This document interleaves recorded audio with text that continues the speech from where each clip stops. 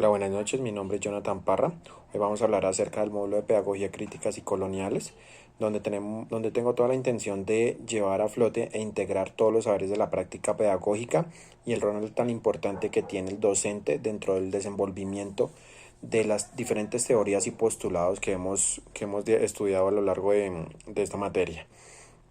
Hay que recordar, como nos comentaba el señor Paulo Friex, donde nos indica a la concientización y la capacidad de reconocer que los seres humanos son un contexto social, humano, histórico, geográfico y sobre todo muy en base a toda la condición geopolítica que tengan a su alrededor. Por eso es importante conocer cada una de las historias y cada uno de los contextos de nuestros estudiantes, para que así el docente tenga la capacidad y tenga las ideas y soluciones para plantear las diferentes estrategias que puedan ayudar a que el tipo de educación que le ofrezcamos o se le ofrezca a a las diferentes personas sea algo enfatizado tanto de un contexto general y llevarlo hacia hacia un contexto específico e individualizado de cada persona.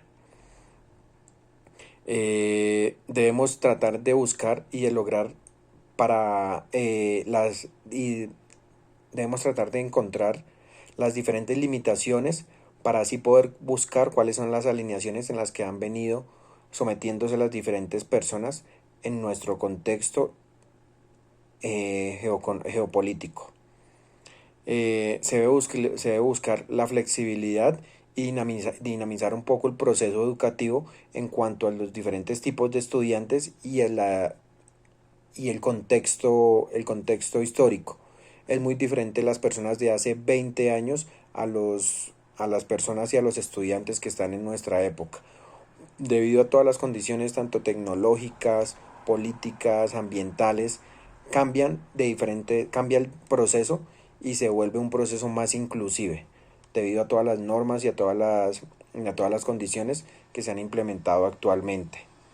La educación tradicional ha imperado y sigue buscando sacar de lo rutinario y rígido a irse un poco más flexible y hacia un lado más humano, en donde está por encima la dignidad de cualquier cosa y que nos lleve a priorizar mucho más las costumbres y los valores con los que viene el individuo o nuestros estudiantes.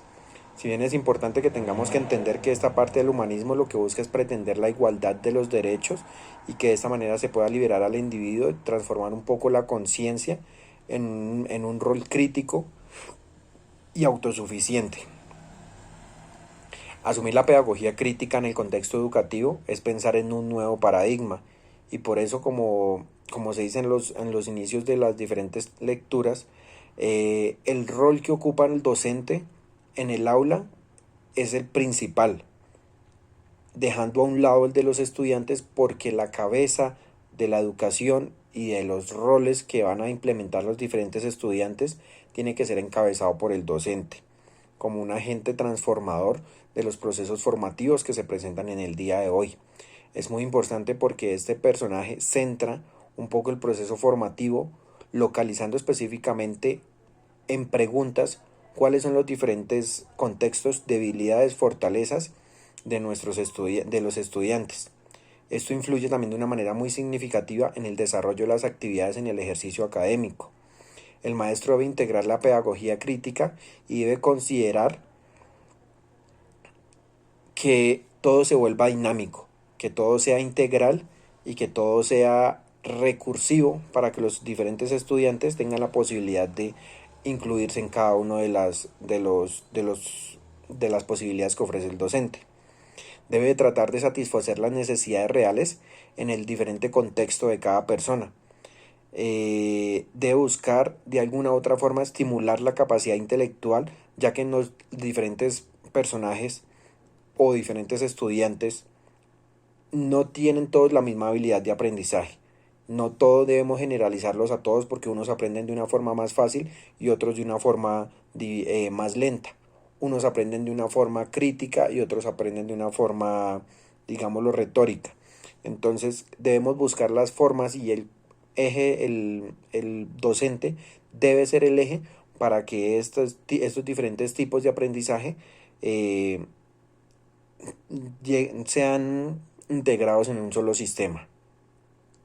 Es muy importante tener una visión clara, tener muy evidenciado cómo podemos nosotros desde el contexto educativo formular y pretender proyectar los procesos educativos interactuando con el ambiente, el contexto y las situaciones problemáticas de los diferentes estudiantes.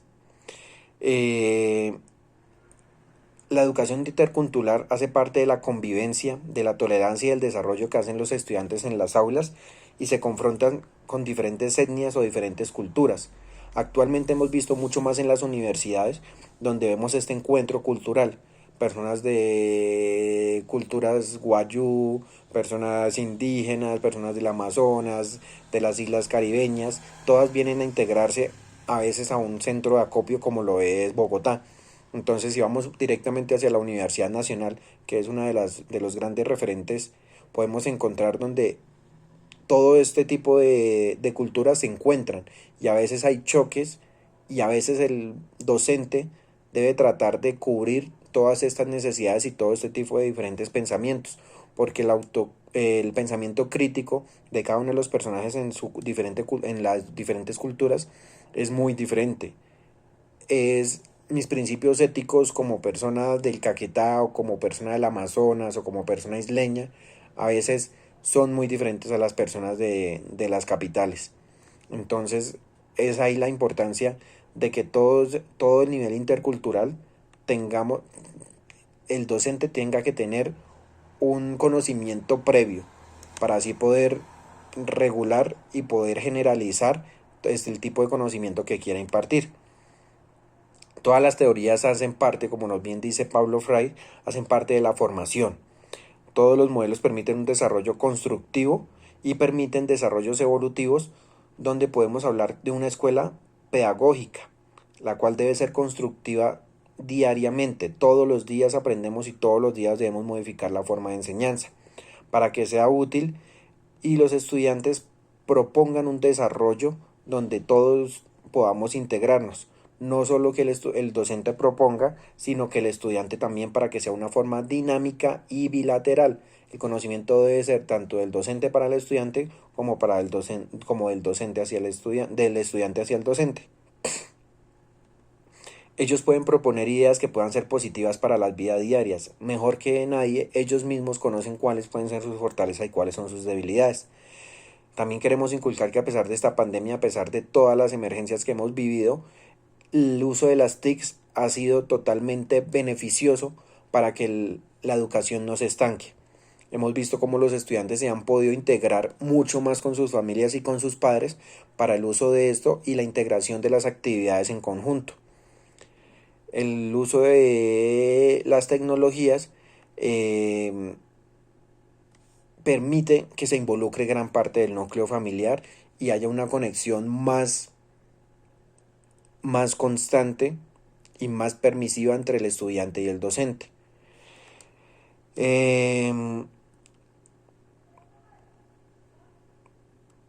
Este video trata de que incitemos a la comunidad educativa en general y que podemos mostrar otras formas de educación. No nos acoplemos y no impartamos la educación rígida y convencional que por lo que todos hemos pasado, sino seamos mucho más abiertos, seamos mucho más reflexivos en cuanto a la condición de nuestro estudiante.